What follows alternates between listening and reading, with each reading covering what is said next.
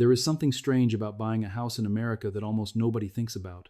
You borrow an enormous amount of money, then you promise to pay it back for 30 years. 30 years. Long enough for a newborn child to grow up, leave home, build a career, and start a family of their own. And somehow, we treat that arrangement as perfectly normal. But it isn't normal in any historical sense. For most of American history, that mortgage did not exist. A working family could not simply walk into a bank, put a small amount down, lock in an interest rate, and slowly pay off a house over a generation. Buying a home was often reserved for people with cash. And when loans were available, some came with a financial trap built directly into them. Then the entire system collapsed. Banks failed. Families lost their homes by the thousands. And Washington was forced to rebuild American housing finance almost from the ground up. That raises a much bigger question.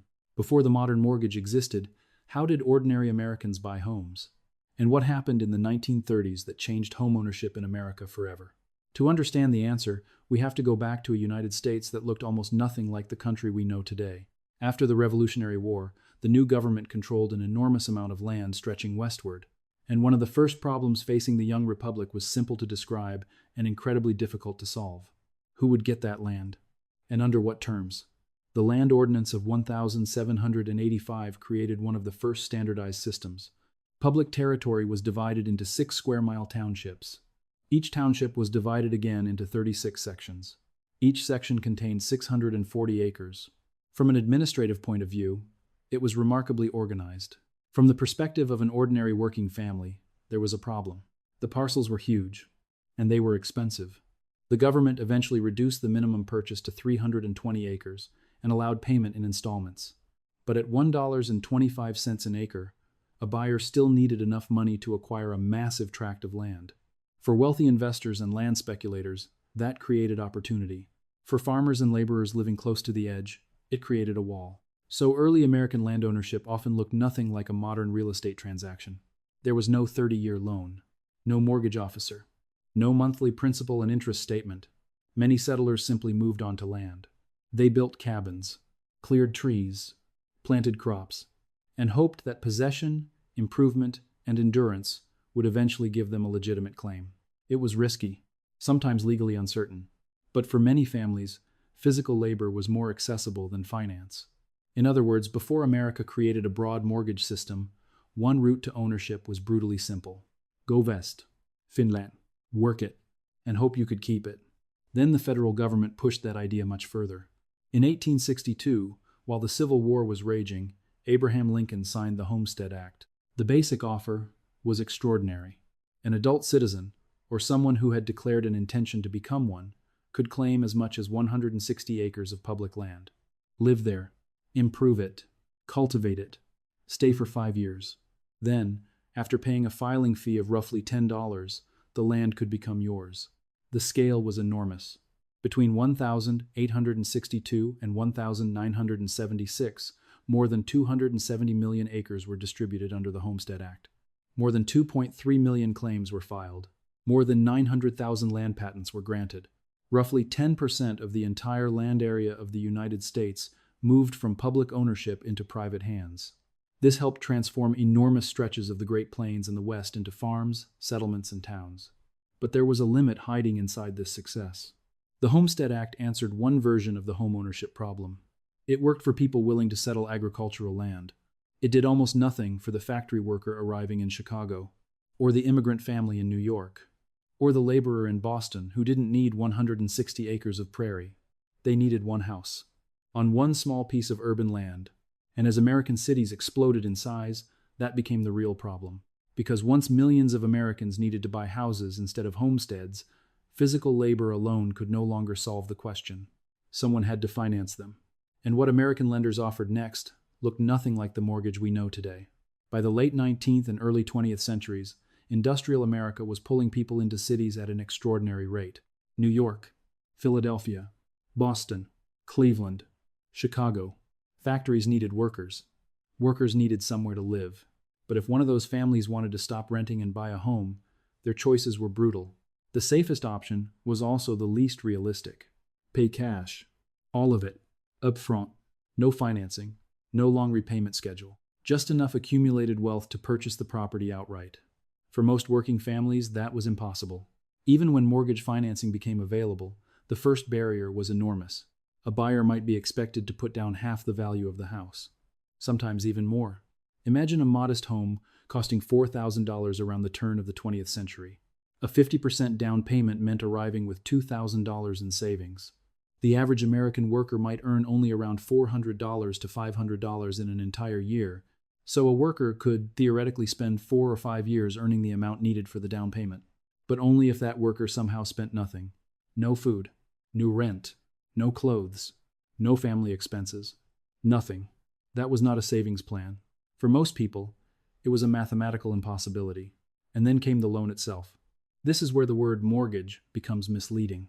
A typical mortgage from that era might cover only 50 or 60% of the home's value. The term might last 3 years, maybe 5, occasionally 10.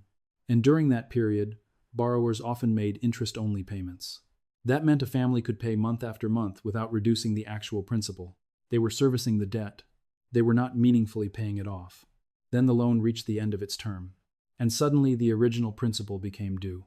All of it, at once. That was the balloon payment. Consider what that meant emotionally. A family could live in a house for years. Children could grow up in the bedrooms. Furniture could accumulate. Neighbors could become friends. The house could begin to feel permanent. Then the clock ran out, and the lender effectively said, "Now pay us the remaining loan balance." Today, some borrowers managed it. Maybe they had saved enough. Maybe the property had risen in value. Maybe another lender agreed to refinance the loan, but that last possibility mattered enormously, because many families were not really planning to pay the balloon with cash. They were counting on refinancing. They needed another lender to replace the old loan with a new one. As long as credit remained available, the system could continue. But that meant the security of homeownership depended on something outside the family's control. The lender had to remain willing. The banking system had to remain healthy. Property values had to cooperate. And credit had to continue flowing. If any of those conditions changed at the wrong time, ownership could disappear almost overnight. That is why these mortgages were fundamentally different from what Americans later came to expect. Today, the basic promise of an amortizing mortgage is that if you continue making the required payments, the debt gradually falls. The finish line gets closer. With many early balloon loans, the finish line barely moved. A family could do everything expected of them and still face a financial cliff. Homeownership was not yet stable. It was conditional, temporary, almost rented from the future. And yet ordinary Americans were already looking for a better system. They did not wait for Washington. Long before the federal government entered the mortgage market, communities started building their own solution. One of the most important alternatives came from an institution whose name has almost disappeared from everyday conversation: the Building and Loan Association. The first American example, the Oxford Provident Building Association, was founded in Frankfort, Pennsylvania in 1831. The idea was almost disarmingly simple. A group of people in the same community pooled their savings. Members purchased shares in the association. As the pool grew, individual members could borrow from it to buy or construct a home. Then, as loans were repaid, the money became available for other members. Instead of depending entirely on a distant bank, working people were helping finance one another. This mattered because conventional banking was not designed around ordinary homebuyers. National banks were not even permitted to make mortgage loans at the time. State-chartered institutions could impose enormous down payment requirements. Building and loan associations stepped into that gap, and their loan structure was meaningfully different. Instead of a short 3 or 5-year interest-only mortgage, a building and loan might stretch repayment over 8 years, sometimes 12. More importantly, those payments could be amortized. Each payment reduced the principal. That changed the psychological experience of debt. Every month, the borrower was not merely buying time. The borrower was getting closer to actual ownership. That sounds obvious today. At the time, it was a major improvement, and Americans embraced it. By the 1880s, building and loan associations had spread across the country. They were local, mutual, community-based. By 1930, they counted roughly 12.3 million members and almost $9 billion in assets. They held about a third of all home mortgage debt financed through intermediaries. For a working-class family that managed to purchase a home around the turn of the century, there was a meaningful chance that a building and loan association had helped make it possible. That is why the fictional Bailey Brothers building and loan in It's a Wonderful Life felt so recognizable to American audiences. It represented something that had actually existed in thousands of communities. a financial institution whose purpose was tied directly to local ownership. But even this system could not solve the problem at national scale. By 1900, only around 46.5% of American households owned their homes, and through the first decades of the 20th century, homeownership remained limited. Urban populations were growing rapidly. Housing demand was increasing. Immigrants and rural migrants crowded into industrial cities. Rents absorbed wages. Tenements and boarding houses remained normal for millions. Then the 1920s arrived. Credit expanded. Optimism spread. More Americans began borrowing. Mortgage debt surged. And for a moment, it looked like the homeownership problem might finally be solving itself. It wasn't. America was quietly constructing one of the most dangerous housing systems in its history. The Roaring Twenties are remembered for Wall Street speculation. But the frenzy was not confined to stocks. Housing was booming too. The economy was expanding. Wages were rising. Credit was easier to obtain. And Americans were increasingly willing to borrow against the assumption that tomorrow would look even better than today. Between 1,920 and 1,930, total residential mortgage debt in the United States tripled. Savings and loan associations alone mortgaged about 4.35 million properties, representing more than $15 billion in loans. Homeownership climbed. By 1930, roughly 47.8% of American households owned their homes. That was progress, at least on the surface. Underneath, the financial structure remained fragile. Short-term mortgages were still common. Interest-only arrangements remained common. Balloon payments remained common. Borrowers were increasingly taking on more debt relative to both their incomes and the value of the properties they were buying. And households often stacked obligations on top of one another. Land contracts, first mortgages, second mortgages, sometimes third mortgages, high interest rates, short maturities, large balloon payments. It was a maze of overlapping risk. One historian described the structure as a crazy quilt. The phrase fits. There was no single standardized mortgage system protecting borrowers and lenders from the same underlying danger. Everyone was relying on one assumption. Credit would continue. Refinancing would remain available. Property markets would remain functional. And tomorrow's borrower would somehow find tomorrow's lender. Then October 1929 arrived. The stock market crashed. And what followed exposed just how much of American homeownership depended on a functioning credit system. The Great Depression spread through the economy with extraordinary force. Businesses failed. Production collapsed. Workers lost jobs. Wages fell. Banks came under pressure. And eventually, the financial institutions themselves started disappearing. By 1933, more than 9,000 American banks had closed. Think about what a banking collapse does to a mortgage system built around refinancing. A family may still own the same house. The original loan may still exist. The balloon payment date has not moved. But the lender that was supposed to refinance it may be gone. Another bank may be terrified to lend. The homeowner may have lost a job. Property values may have fallen. Everything supporting the original arrangement disappears at the same time. That is exactly what happened. Families that had spent years making payments found themselves trapped. Unemployment eventually climbed above 25%. Millions of homeowners fell behind. And foreclosure spread with terrifying speed. By 1932, roughly 250,000 households had already been foreclosed on. Then, conditions grew worse. By the spring of 1933, nearly 1,000 American families were losing their homes every day. Not every month. Every day. A year after those first enormous foreclosure totals, roughly half of all mortgages in the United States were in default. Half. At that point, this was no longer simply a housing crisis. The entire structure was turning against itself. Homeowners defaulted. Banks took losses. Banks failed. When banks failed, credit became even harder to obtain. Without credit, refinancing collapsed. Without refinancing, more homeowners defaulted. More defaults created more losses. More losses weakened more financial institutions. The cycle fed itself. Even the building and loan associations that had helped working families for generations were being pulled under. There were roughly 16,000 of those institutions. More than a third became caught in the Depression's collapse. They lost access to supplemental funding. Members withdrew savings. Panic accelerated. Institutions closed. And a system that had once seemed like an imperfect but functioning path toward ownership began to disintegrate. The homeownership rate eventually fell from around 47.8% in 1930 to just 43.6% by 1940.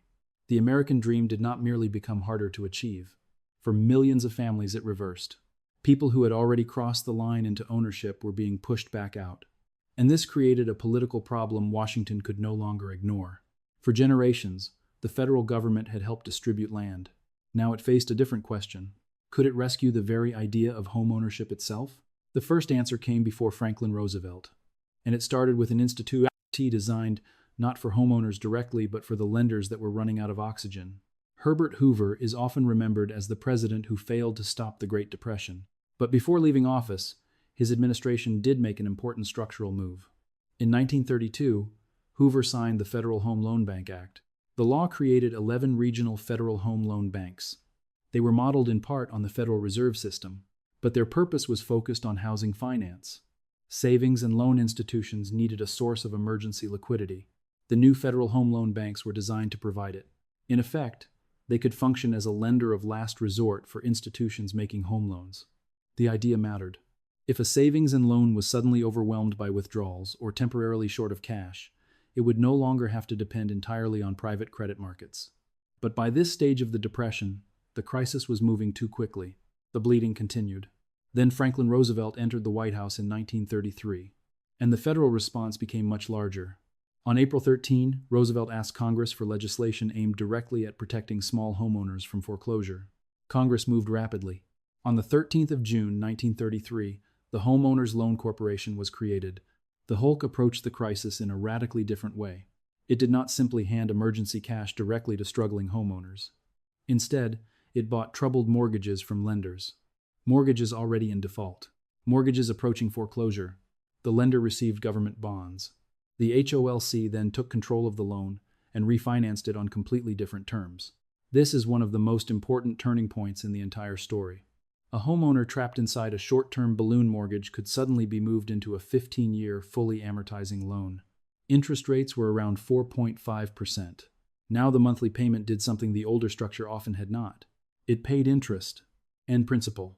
At the same time, the loan balance actually declined. There was no giant principal payment waiting at the end of a 3- or 5-year countdown. The cost of the house was spread over a much longer period. That made payments more manageable, and it gave families something the old balloon system often denied them: predictability. By the time the HOLC stopped lending in June 1936, it had purchased and refinanced more than 1 million mortgages. Those loans totaled more than $3 billion.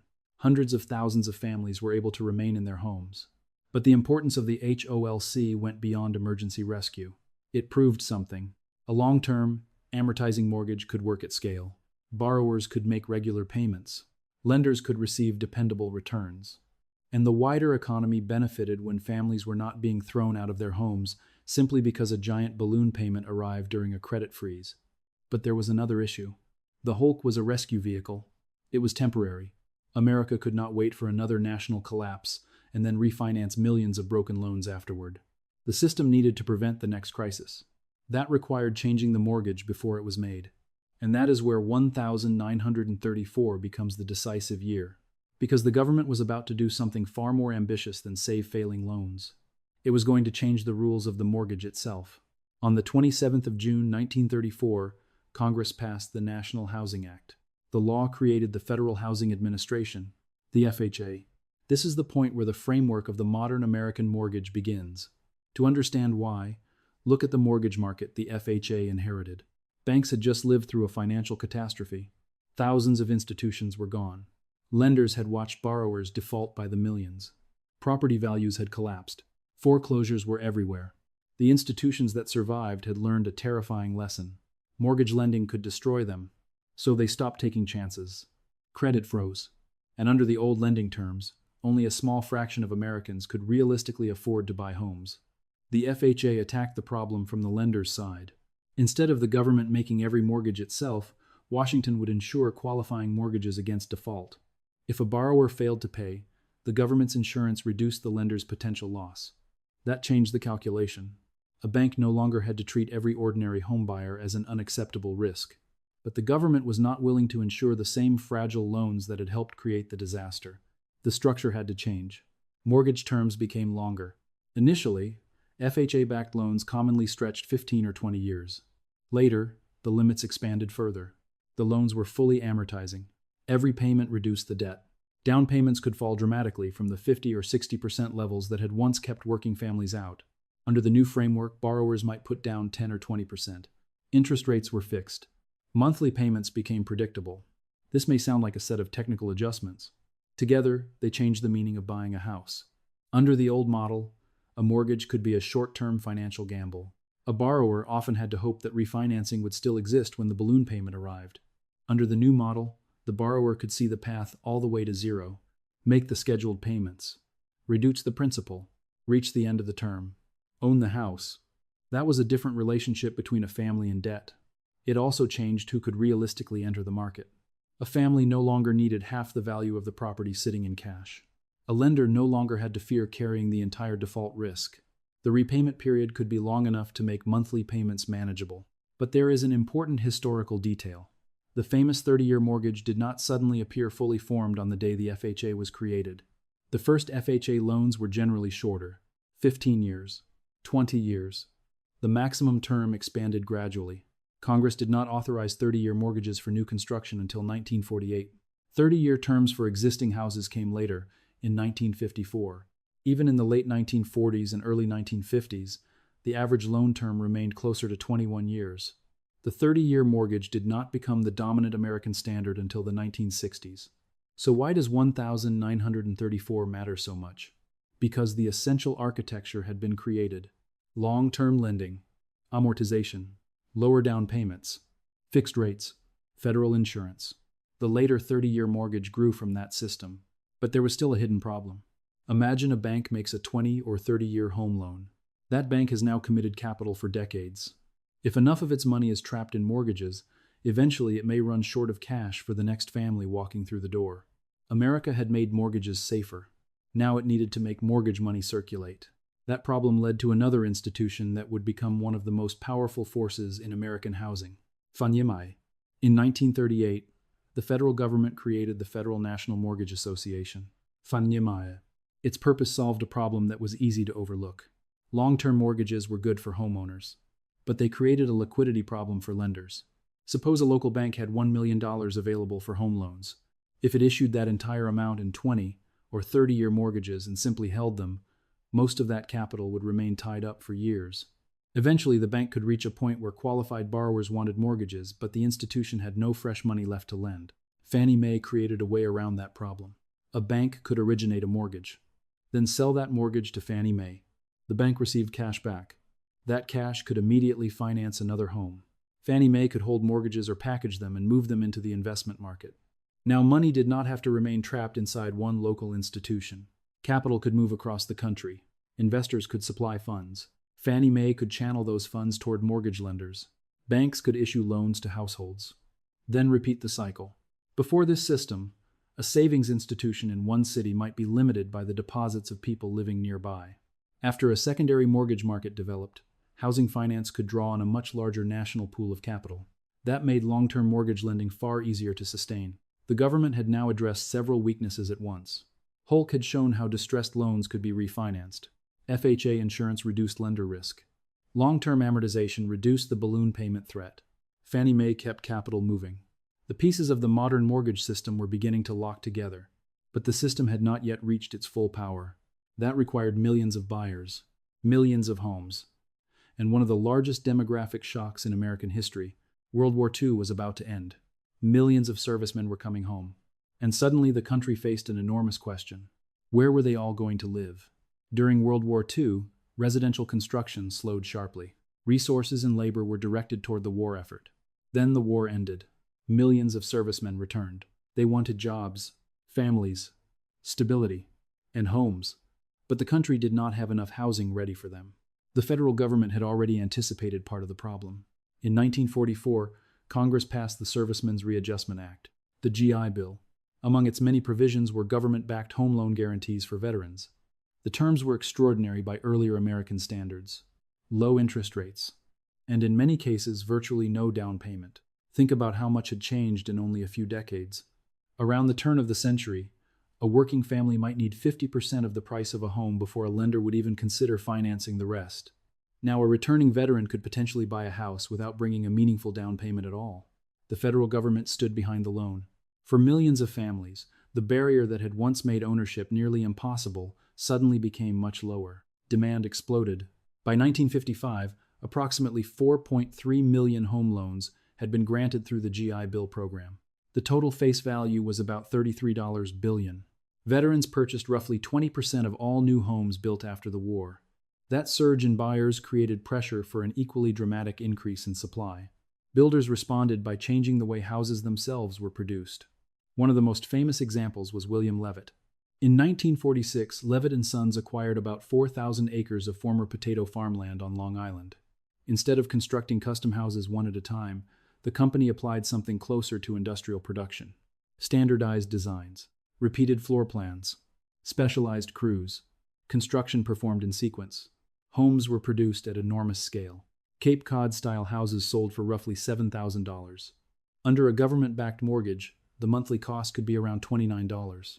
Levittown became a symbol of something much bigger than one development. It became a prototype for post-war suburbia.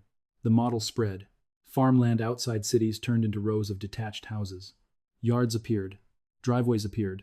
Entire communities designed around single-family ownership appeared. The image Americans would later associate with middle-class stability was taking physical form. And underneath that landscape was the financial system built during the previous decade. FHA insurance, VA guarantees, long-term fixed-rate mortgages, Fannie Mae, a favorable post-war economy, and tax rules that allowed homeowners to deduct mortgage interest. Together, those forces accelerated homeownership at a scale the country had never experienced. The numbers tell the story. In 1940, only about 43.6% of American households owned their homes. By 1950, the rate had risen to 55%. By 1960, it reached 61.9%. In 20 years, the United States had moved dramatically away from being a nation where most households rented. Home ownership became central to the identity of the middle class, and a house became more than shelter. It became a savings mechanism, an appreciating asset, a potential inheritance, a foundation for household wealth. This is why the modern mortgage mattered so much. It did not merely change banking. It changed the physical landscape of America. It changed where families lived. It changed how wealth accumulated. It changed the shape of cities and suburbs. But there is a problem with telling this story only through the families who gained access, because the door to the new American dream was not opened equally. For millions of Americans, government-backed housing finance created opportunity. For others, the same system helped build a wall. And that is the darkest contradiction in the story of the modern mortgage. The same federal machinery that made homeownership safer and more accessible also became part of a system that excluded Black Americans and other minority communities. The story reaches back to the HOLC. The Homeowners Loan Corporation had played a major role in saving distressed homeowners during the Depression. But in the late 1930s, the agency also produced residential security maps for American cities. Neighborhoods were divided into categories. The areas judged most desirable were marked one way. The areas considered most hazardous were marked in red. That red category would give the practice its name, redlining. The problem was not simply that the government evaluated financial risk. The criteria were deeply connected to race. Neighborhoods with significant Black, immigrant, or minority populations were frequently treated as hazardous, regardless of the actual financial circumstances of individual residents. That classification had enormous consequences. The FHA used similar assessments in its lending decisions. Mortgage insurance could be denied in redlined areas. The VA followed comparable patterns when guaranteeing loans through the GI Bill. Private lenders took their cues from the same framework. And once a neighborhood was labeled too risky for government-backed finance, families living there could find themselves cut off from affordable mortgage credit. This created one of the sharpest contradictions in 20th century American economic policy. The federal government had invented tools capable of making homeownership possible for millions of families, but access to those tools was not distributed equally. The numbers from the post-war period are difficult to ignore. In 1947, across 13 Mississippi cities, more than 3,200 VA-guaranteed home loans were issued. Only 2 went to Black borrowers. In the suburbs around New York and northern New Jersey, fewer than 100 of roughly 67,000 GI Bill-insured mortgages supported purchases by non-white families. And the discrimination did not stop with lenders. Developers also enforced racial exclusion. William Levitt refused to sell homes in Levittown to Black families. So the same suburb that symbolized post-war opportunity also symbolized who was being denied entry. This mattered far beyond the immediate question of where someone could live. A home was becoming one of the most important wealth-building assets available to middle-class Americans. Families purchased houses. Mortgage balances fell. Property values could rise. Equity accumulated. That equity could later support retirement, education, business formation, or inheritance. The advantage could extend from one generation to the next. Families excluded from the system lost more than a house. They lost access to decades of potential wealth accumulation. The transcript points to one enduring result. The median white American family holds roughly 10 times the wealth of the median black family. Housing policy is not the only element behind that gap, but the mortgage system described here contributed directly to it. While many white families were moving into homes whose equity could grow for decades, black families were often confined to neighborhoods where lenders refused to operate and where property values had fewer opportunities to rise. That is what makes the history of the modern mortgage so complicated. It is easy to describe the FHA, the GI Bill, and the secondary mortgage market as great innovations. And in many ways they were. They helped transform ownership from something largely reserved for people with wealth into something a much broader middle class could reach. But an institution cannot be judged only by the people it helped. You also have to look at the people it excluded. The mortgage system expanded the American dream. Then policy drew boundaries around who could participate in that expansion. And those boundaries did not disappear when the maps were put away. The wealth created during those decades continued compounding. So did the wealth that was never created. And that leaves us with a strange truth. The modern mortgage is simultaneously one of the great engines of American middle-class prosperity and one of the clearest examples of how public policy can distribute opportunity unevenly. But there is one more part of the story. Even for people who gained access, the system was never risk-free, because the very structure designed to make mortgages safe could become dangerous again when lenders forgot why it had been built in the first place. Step back from all the institutions and dates for a moment. The 30-year fixed-rate mortgage looks simple from the perspective of one homeowner. Borrow money. Make the same basic payment month after month. Gradually reduce the balance. Eventually own the property. But creating that simple experience required an enormous financial architecture behind it. Government insurance reduced risk. A secondary market kept capital moving. Banks originated loans. Investors supplied money. Federal guarantees supported certain borrowers. And long repayment terms made monthly payments smaller than they would have been under the old system. That structure helped make homeownership central to American middle-class life. It also made the United States unusual. The transcript notes that many other countries still use mortgages that resemble, at least in some respects, earlier American lending practices. In Canada, 5-year mortgage terms are common. In Britain, borrowers often fix an interest rate for only a few years before the rate changes. Across parts of Europe and Asia, adjustable rate loans and shorter fixed periods are widespread. The American 30-year fixed mortgage is not the inevitable final stage of financial evolution. It is a specific response to a specific historical disaster. The Great Depression revealed what happened when households depended on short-term refinancing and lenders collapsed at the same time. The New Deal-era system was designed to remove that vulnerability. Long maturities reduced payment pressure. Fixed rates reduced uncertainty. Amortization eliminated the giant balloon at the end. Federal support helped credit continue moving even when private lenders were afraid. But any financial system can be abused. And decades later, America received another warning. In the years leading to 2008, mortgage standards weakened dramatically. Loans were extended to borrowers who had little realistic ability to repay them. Those mortgages were bundled into complicated securities. The securities were sold across the financial world. Risk moved farther and farther away from the original house and the original borrower. Then borrowers began defaulting. Housing prices fell. The securities tied to those mortgages lost value. Financial institutions came under enormous pressure. And once again, trouble in the mortgage market threatened the wider economy. The historical echo was impossible to miss.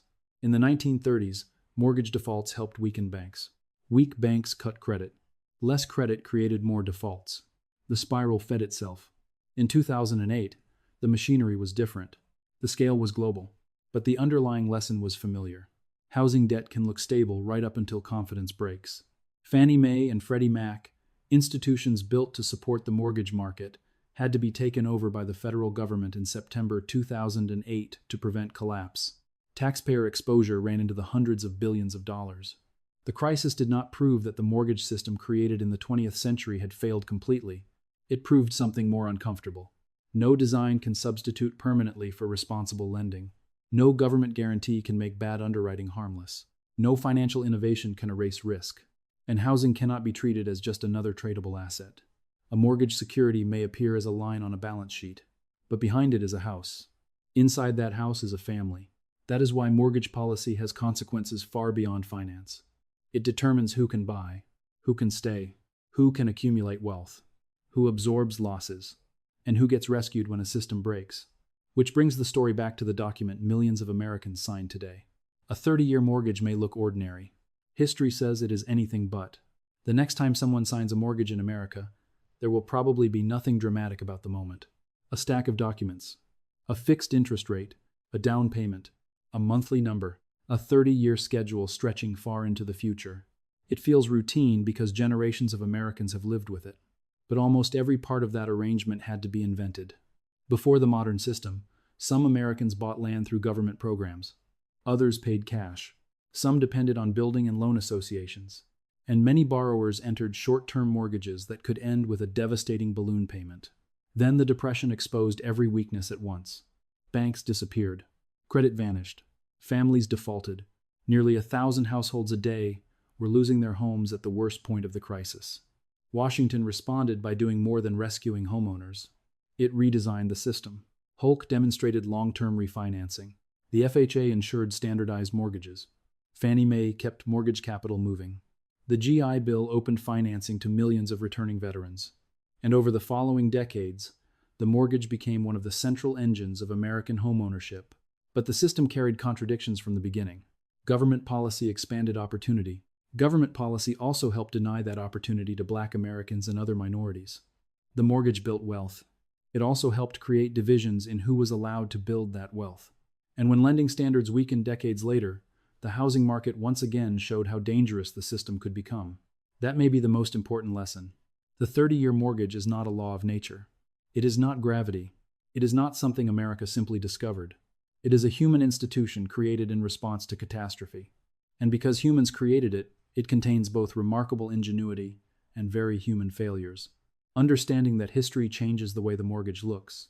It stops being just a monthly payment. It becomes evidence of how completely a crisis can reshape a country. And it raises a question worth thinking about today. What other institutions do we treat as permanent simply because we have forgotten the crisis that created them? If stories like this are why you watch Forgotten Code, tell me in the comments which everyday American institution you want us to trace back next. And if you want more hidden history behind the systems Americans use every day, like the video and subscribe to Forgotten Code. Because sometimes the most important history isn't hidden in a battlefield. It's sitting inside the paperwork on your kitchen table.